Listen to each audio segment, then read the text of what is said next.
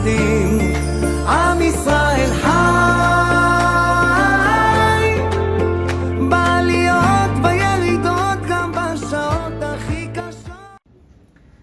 Erev Tov, Shalom Uvracha, Parashat Korach cette semaine, Parashat qui fait peur puisque on parle de la machloket, de la discorde. Et comme son nom l'indique, machloket, ce sont les lettres des mots Chelek Mavet, une partie de la mort. Comme on le sait, Korach vechol adato, ils ont été engloutis dans la terre justement par leurs bêtises. Comment est-ce qu'ils ont pu se lever et aller à l'encontre du grand du clan d'Israël, l'homme le plus hanav du monde, Moshe Rabbeinu. Et donc on va essayer de comprendre Rabotai parce qu'encore une fois la Torah elle s'adresse à nous au jour d'aujourd'hui. Comment faire justement pour éviter un petit peu ce qui a poussé des grands pareils à se tromper de la sorte. C'est marqué Vaikar Korach ben Yitzhar ben Kehat ben Levi. Rashi nous dit d'abord que cette paracha Yafé Nidreshet Bamidrash, sous-entendu qu'il y a beaucoup de midrashim qui commentent cette paracha, et d'autant plus que combien malheureusement lorsqu'ils entendent parler d'une machloket, d'une discorde, alors tout de suite ils vont aller se mêler, ils vont aller prêter l'oreille, chacun veut écouter, chacun est curieux. Et le Rav Steinman Zatzal, chaque année lorsque arrivait Parashat Korach, il avait peur parce que on sait que lorsqu'on va lire la paracha, alors c'est le reflet de ce qui se passe dans la semaine. Et donc, comme on le sait, il y a des élections dans plusieurs pays confondus, et combien de machloket, et combien de divergences d'opinion, etc. Et donc, les gens en général, ils sont attirés justement par le feu de la machloket. Mais on se rappelle qu'il y a un lave de la Torah, il y a un interdit, Velo yeh ke Korach veka'adato. Donc, c'est interdit de ressembler justement à Korach par la machloket. Et donc ici, la Torah commence par Vaikar Korach. Korach, il a pris. Mais la Torah ne nous dit pas qu'est-ce qu'il a pris. Et sur cela, Rashi de dire Lakach et atzmo letzad echad. Il s'est pris lui-même pour aller d'un côté, pour aller à l'encontre justement de Moshe Rabbeinu. Mais que veut dire Lakach et atzmo letzad echad? Autre chose que Rashi nous ramène, il nous dit que Korach Piqué Achaya, il était intelligent, il était brillant, il était fin d'esprit. Yarad Leshtutze, comment est-ce qu'il a pu descendre dans cette bêtise d'aller à l'encontre du grand, encore une fois, du clan d'Israël? Et donc, sur cela, j'ai vu un beau chidouche de Rav Naftali Mirovshitz. Il dit comme ça, il dit, que veut dire que Lakach et atzmo letzad echad? Si on fait la valeur numérique du mot tzad, qui veut dire un côté, alors tzad équivaut à 94. Tzadik 90, dalet c'est 4. Et donc, celui qui est piquéar, celui qui est intelligent, qu'est-ce qu'il va faire? Il va écouter les deux tzdadim, les deux côtés, pour voir un petit peu, est-ce qu'on dit vrai, est-ce qu'on peut se tromper, etc. Il va justement comparer les deux tzdadim. Et donc, ici, le Rav nous dit que lorsque je prends tzad plus tzad, ça veut dire les deux tzdadim, ça fait 188. 188, c'est la valeur numérique de Piquéach. Piquéach, P, 80, Kouf, 100, et Chet, 8, 188. Et donc, on dit comme ça, on dit que Korach, lorsqu'il était justement Bemitzraïm, alors il faisait la part des choses. Il était Piquéach, il regardait les deux tzdadim. Mais lorsqu'il est arrivé dans le désert, alors il est parti les tzad echad. Malheureusement, c'est ça ce qui l'a fait tromper. Il est parti que d'un côté. Et donc, si finalement il y avait deux piquéach, il y avait Korach d'un côté qui regardait les deux tzdadim, et Moshe Rabbeinu en face de lui qui regardait les deux tzdadim, quand on additionne piquéach x 2, 188 x 2, ça fait 376, qui équivaut à la gematria de Shalom. Celui qui veut arriver au shalom, à la paix, alors c'est uniquement lorsque on vient pour comparer justement les opinions pour essayer d'arriver au Emet. Mais celui qui reste uniquement de son côté, alors malheureusement, voilà, c'est ça ce qui va l'emporter, ça sera la machloket. Encore une fois, ce sont des allusions, mais justement pour essayer de comprendre pourquoi est-ce que Rashi, justement, il va nous dire qu'il était Pikeach? Korach, il était Chacham, il était Ashir, il était tellement de choses. Pourquoi est-ce qu'on a choisi justement Pikeach? Alors ça fait référence justement à ce qu'on a dit, les deux Tzdadim qui font la Gematria de Pikeach 188. Mais plus profondément, c'est marqué encore une fois dans un autre Rashi, c'est marqué que Korach eno hit ato. C'est marqué que son œil l'a trompé. Pourquoi est-ce qu'on dit que son œil l'a trompé? Réellement, on regarde des deux yeux. Enav, ça veut dire qu'on aurait dû dire ses yeux l'ont trompé. Pourquoi est-ce qu'on dit eno hit ato? Sur cela, on répond que la Gemara qui nous dit aïn roa, l'œil il voit, ve'alev homed, et le cœur il désire, il convoite, et ensuite ce sont les membres du corps qui vont pousser l'homme à accomplir la faute. Et donc ici, le vrai problème, c'est que Akadosh Baruch Hu, il nous a accordé deux yeux, Rabotai. Et pourquoi il nous a accordé deux yeux? Le premier, c'est pour regarder justement la grandeur d'Hachem. Regardez combien est-ce que par rapport à Akadosh Baruch Hu, alors on n'est rien du tout. Et on est là pour accomplir sa volonté. Et on est là pour réaliser un petit peu sa grandeur. Le deuxième œil, c'est justement, on doit être tourné vers sa propre personne pour voir un petit peu sa petitesse, les choses qu'on se doit de corriger.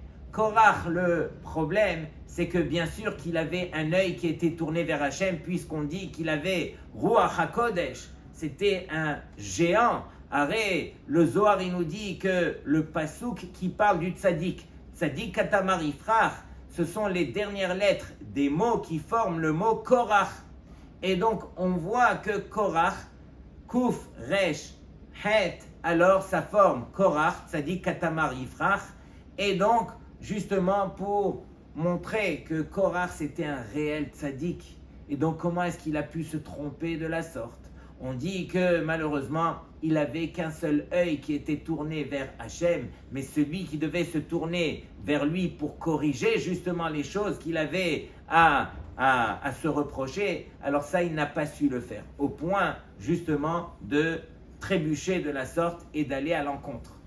Et donc, Rabotai, le vrai problème aussi de la machloket, comme son mot l'indique, c'est que l'homme, il s'imagine tellement qu'il a raison que finalement, c'est ça le vrai problème, c'est que quand on pense qu'on a raison et que pour nous, il n'y a que notre opinion, alors justement, on ferait tout pour montrer et pour prouver qu'on a raison.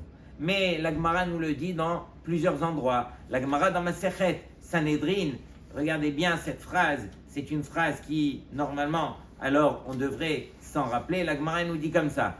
Hai Tigra Damia, cette dispute, cette discorde, elle ressemble les Tsinora de Vidka de Maya. Elle ressemble à un tuyau où il y a un petit trou, une petite fente, où il y a de l'eau qui commence à couler. Et si on ne répare pas la fente, alors malheureusement, alors le trou va commencer à s'agrandir jusqu'à ce que toute l'eau va couler. De même la machloket. Lorsque on voit qu'on est en discorde avec qui que ce soit, alors qu'on essaye de se rappeler à l'ordre, qu'on aille prendre conseil, qu'on essaye de voir si vraiment on dit vrai et qu'on essaye de juger de la bonne façon. Et donc, justement, on doit s'écarter au maximum de tout ce qui peut s'appeler machloket. Mais on va essayer doucement de comprendre quelles sont les deux choses qui pourront nous sauver justement de la machloket. Et donc, je disais que le mot machloket lui-même, il vient nous enseigner exactement à quoi ressemble l'homme qui vient pour se battre avec son prochain au niveau de la discorde. Il y a d'abord un mème. Le mème, comme on le connaît, il est complètement fermé et il y a une petite ouverture à la fin sur le côté gauche. Pourquoi? Pour montrer un petit peu la brèche que l'homme a laissée, où finalement c'est cette brèche qui va commencer le mème de la machloket.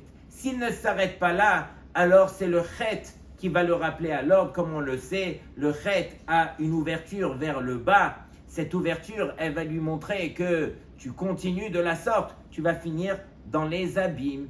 Tu vas finir très très bas. Et ensuite, il y a le lamed. Le lamed qui est la lettre la plus élevée qui monte vers Hachem, où la machloket, elle est tellement grave qu'elle va monter jusqu'à Akadosh Baruch Hu. Et ensuite, il y a le kouf qui est la lettre la plus basse. C'est marqué que Morid Sheol Vaya'al. C'est marqué que celui qui tombe dans la machloket, il tombe dans l'abîme, dans la chose la plus basse. Et ensuite, il y a le tav qui est la lettre la plus stable, qui est posée sur ses deux pieds, pour montrer que l'homme qui s'imagine qu'il est en machloket, alors il s'imagine encore une fois qu'il a raison, que c'est lui qui dit vrai. Et donc, il est posé sur ses deux pieds, c'est moi qui ai raison, et je vais te prouver combien j'ai raison. Et donc, c'est ça ce qu'on doit apprendre à s'écarter. Depuis la brèche jusqu'au point de prouver qu'on a raison, Rabotai, on n'a rien à gagner que de montrer encore une fois qu'on a raison. Le but, encore une fois, c'est de rester chacham. Rester chacham, c'est chercher les solutions dans la vie, non pas prouver à l'autre qu'on a raison. Et donc, il peut y avoir des machloket dans toutes les situations. Bien sûr, il y a les machloket, les shem shamaim, comme nous le cite la Mishnah. Et vous le savez que dans toutes les gmarot du chasse, c'est rempli de machloket à droite et à gauche. Mais ce sont des machloket qui vont nous pousser à arriver au émet, à la vérité. Mais la machloket de dire c'est moi qui ai raison, c'est celle qui va nous faire descendre dans l'abîme. Et donc il est écrit ici, regardez bien, c'est marqué Ben Yitzhar, Ben Kehat, Ben Levi. C'est marqué toute la descendance d'où vient Korach. Korach, il vient de la famille la plus réputée des Lévi'im, la famille justement de Kehat. Et donc c'est le fils de Yitzhar de Kehat qui lui est le fils de Lévi. Mais Lévi qui est le fils de Yaakov, on aurait dû citer au moins Yaakov. Pourquoi est-ce qu'on n'a pas cité Yaakov? Rachid de dire que Yaakov, justement, il a voulu s'écarter, il n'a pas voulu associer son nom à tout ce qui pourrait ressembler à la machloket. Et sur cela, on pose la question, mais quoi Yaakov? Tu as fait cela pour ton kavod? Arrête, ici, ton kavod, il sera toujours au même stade. De toi, Yaakov Avinu, est sorti les 12 tribus, est sorti Abraham, Aharon à Cohen, etc. Est sorti, Moshe Rabbeinu, Aharon à Cohen, etc. Et donc, même s'il y en a un qui va venir faire quoi que ce soit, ça ne pourra en rien enlever ton kavod, toi Yaakov Avinu. Et sur cela, Yaakov Avinu, il nous répond, il nous dit, mais non, je ne suis pas là pour mon kavod, chas v'shalom. Vous savez que lorsque quelqu'un commet une faute, alors il est pogem, il endommage d'abord sa propre personne. Ensuite, s'il répète la faute, alors il va endommager aussi au niveau de son père.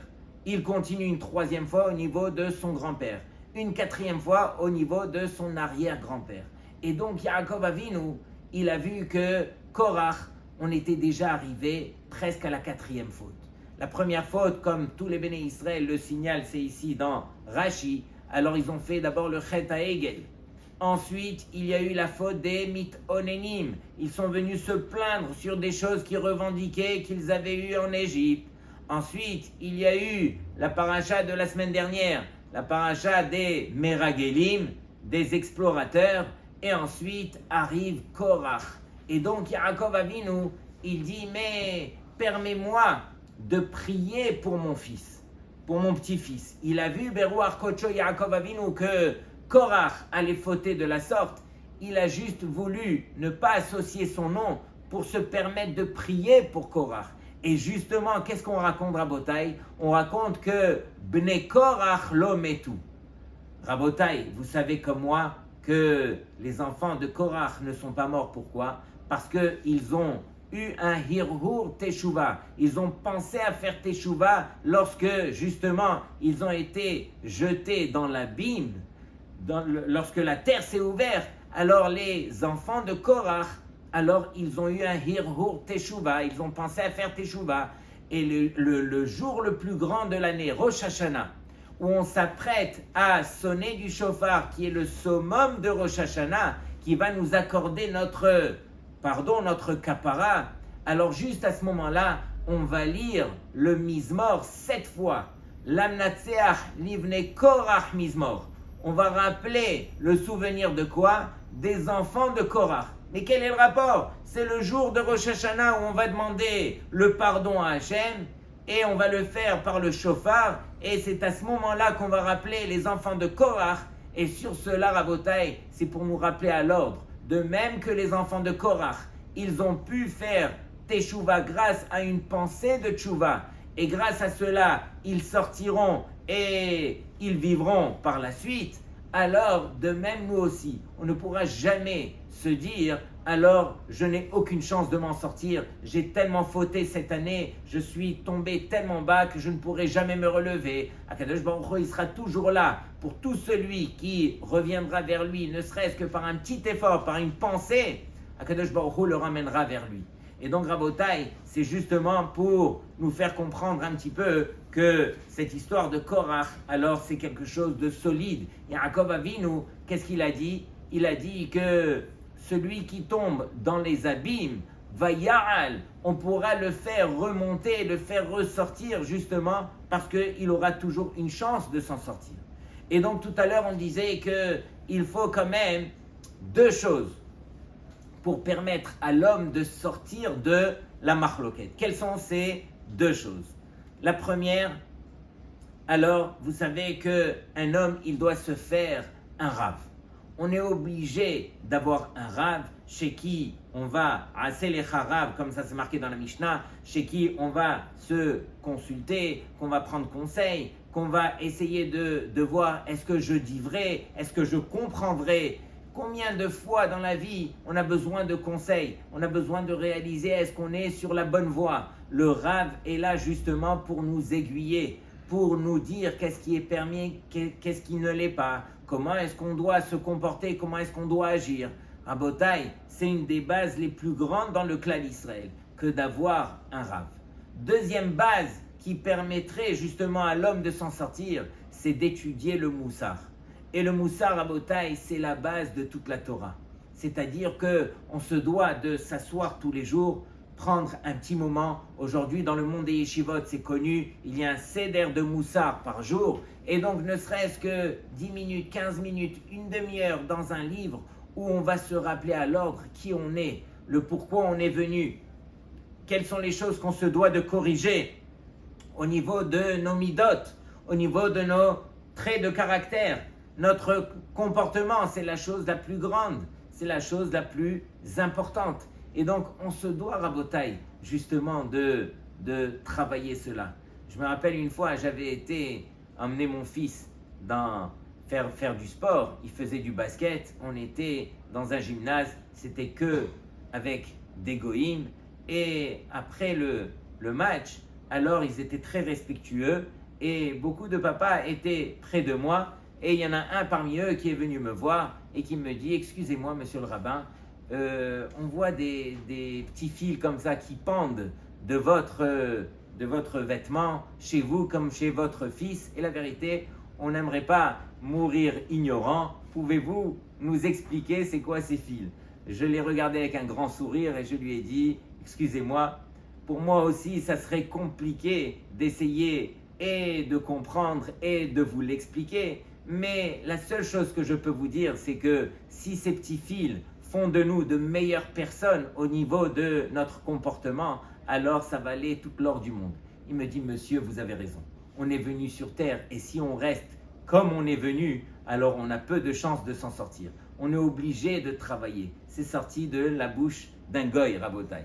Et donc, à nous de nous travailler de la bonne façon, chacun avec sa propre personne, chacun connaît les traits de caractère qui sont à l'intérieur de lui. Et malheureusement, s'il y a toute une paracha qui nous parle du feu de la machloket, c'est que ce feu est à l'intérieur de chacun d'entre nous. Bien sûr qu'à des dimensions, à des niveaux différents, mais chacun se doit de travailler cette chose-là qui peut s'appeler la discorde, la machloket, les disputes. Combien est-ce qu'on cherche à avoir raison? Combien on veut prouver qu'on a raison? Mais le but, encore une fois, c'est d'avoir confiance à Hachem et que tout ce qui se passe devant nous, tout ce que notre prochain pourrait nous faire, tout ce qu'il pourrait nous dire, ça ne vient que par l'entremise de ce que Akadosh Baruch Hu a voulu. Et donc, quelqu'un qui est ma'amin, il sait qu'il n'aura pas à se prendre la tête à ce point. Reste à ta place. Tout ce que Akadosh Baruch Hu t'envoie, c'est pour justement te construire, pour que tu puisses justement grandir de la bonne façon. Et donc, Rabotai, on a dit que Korach, alors, regardez bien sa grandeur. Lui faisait partie des Tohané Haaron. Tohané Haaron, c'est ceux qui portaient le Aaron, où se trouvaient les tables de la loi. Et donc, vous savez que pour pouvoir porter le Aaron, alors on n'avait pas le droit d'avoir ne serait-ce qu'une pensée qui était extérieure à la mitzvah que de porter. Celui qui avait une pensée étrangère, alors tout de suite, il était mort sur le champ. On n'avait pas le droit d'avoir un dibour en dehors de ce qu'il fallait dire ou ne pas dire lorsqu'on portait le Aaron, ou sinon il mourait sur place. Autre chose aussi, notre conduite devait être irréprochable. Et donc, imaginez la conduite de Korach. S'il n'était pas top niveau, il n'aurait jamais pu porter le Aaron. Autre chose, le Korach, comme on a dit, il avait Ruach HaKodesh. Ruach HaKodesh, Rabotai, c'est pas du semblant, du peut-être. Akadosh Baruch Hu, il parlait avec Korach. Et donc, le Zohar HaKadosh, il nous dit que Korach haya gadol mikol hanevim. C'est pas juste qu'il avait Ruach HaKodesh, c'était le plus grand parmi les prophètes. Et donc, comment est-ce qu'il a pu se tromper? Comme on a dit, Korach, lui, il avait Ruach HaKodesh. Mais vous savez qu'à l'intérieur de l'homme, il y a quelque chose qui s'appelle les negiot. Negiot, ce sont les intérêts personnels. Et donc Korach, il a vu que allait descendre de lui 24 Mishmarot Lévia qui allaient sortir de lui. 24 gardes de Léviim qui allaient descendre de sa descendance. Et parmi eux, il y avait Shmuel Hanavi. Et Shmuel Hanavi, comme on le sait, il était équivalent à Moshe et à Aaron. Et donc, quand il a vu qu'il y avait tout cela, alors Korach, qu'est-ce qu'il s'est dit? Il s'est dit à juste titre. Il s'est dit, mais je ne comprends pas. Alors, il y avait Kehat. Kehat, lui, a eu 4 enfants. Il a eu le premier qui s'appelait Yitzhar. Ensuite, il y avait Amram. Il y avait Hebron et Uziel. Et donc, on a vu qu'on a accordé à qui? On a accordé au fils de Amram, Moshe Rabbeinu, c'était lui le sauveur du clan d'Israël.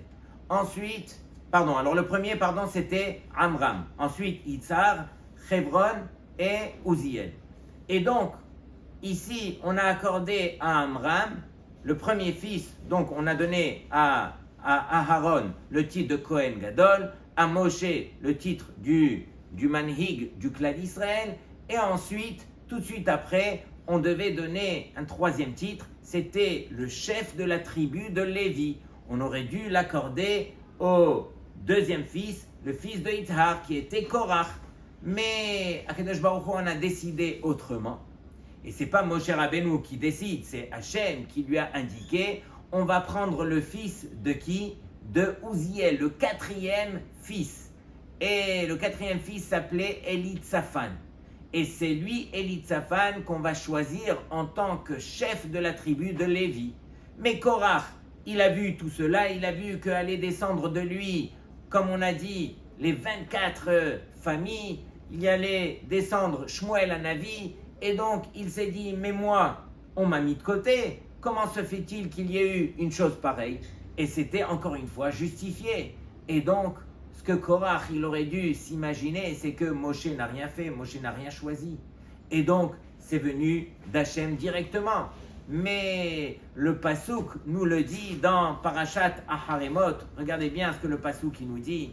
Il nous dit, c'est pas par hasard que qui que ce soit a été choisi. Comme vous le savez, Aaron, lui, si on pose la question, pourquoi c'est Aaron qui a été choisi en tant que Kohen Gadol? Une fois que Moshe il a été choisi en tant que sauveur, peut-être que le Kohen appartenait à Korach.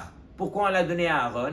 Parce que vous savez que lorsque Aaron est niftar, il n'y avait pas moins de 80 000 garçons, des enfants, qui portaient le nom Aharon et qui ont couru pour porter le cercueil de Aharon. Et c'était qui ces 80 000 enfants qui avaient le nom Aharon? C'était des enfants dont les parents ont eu le mérite que Aaron s'occupe de leur shlom bayit. Comme vous le savez, Aaron, il était Ohev Shalom Verodev Shalom. Et donc Aaron, combien il a agi pour le Shalom dans le clan d'Israël. C'est la raison pour laquelle Akadosh Baruch Hu, il a dit avec un cœur pareil, c'est toi qui porterais le pectoral. Et donc c'est Aaron qui a été choisi en tant que, justement, que Kohen Gadol. Dans Parashat Acharemot, écoutez bien le pasouk, c'est marqué Vaikra Moshe El Mishaël Vel El Tzafan Ben Uziel. Moshe, il a appelé qui? Mishaël et El Tzafan, les enfants de Uziel, le quatrième des fils. Dod Aharon, les cousins de Aharon. Tu n'avais pas besoin de spécifier dans le verset Dod Aharon. Et sur cela, les Mefarshim ils disent, mais oui, on a spécifié Dod Aharon parce que justement ce El Tzafan, alors il ressemblait à son cousin Aharon dans le sens que lui aussi il était Ohev Shalom Verodev Shalom. Lorsque Hachem dans le ciel il a vu cela, il a accordé au chef de la tribu de Lévi le poste à Elitzaphan et non pas à Korach. Mais pour montrer justement que tout est justifié, Rabotai.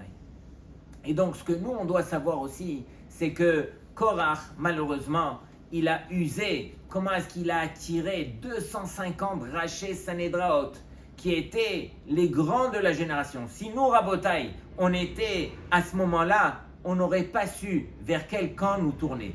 Vers celui de Moshe ou vers celui de ces géants des 250 Rachés Sanedraot.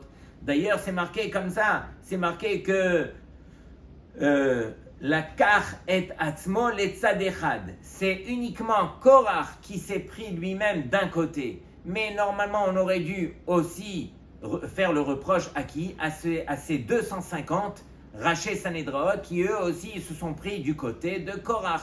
Pourquoi on ne les a pas cités?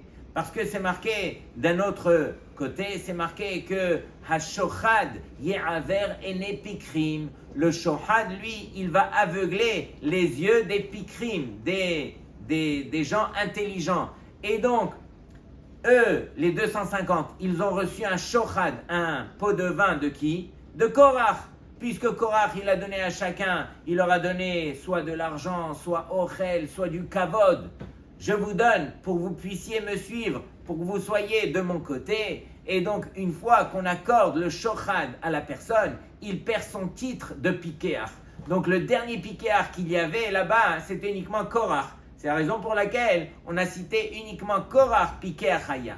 Et donc, Rabotai, je terminerai avec ce que Korach a fait aussi. Korach, il a usé de la letzanout. Letzanout, c'est, il a dénigré combien et combien de halachot que Moshe Rabbeinu est venu enseigner. Parmi elles, la paracha de la semaine dernière a terminé par le tzitzit. Et donc Korach, il s'est permis de choisir, si on a un vêtement qui est complètement techelet, bleu d'azur, est-ce qu'on doit quand même lui mettre aussi le fil techelet, oui ou non? La réponse, bien sûr, elle est que oui.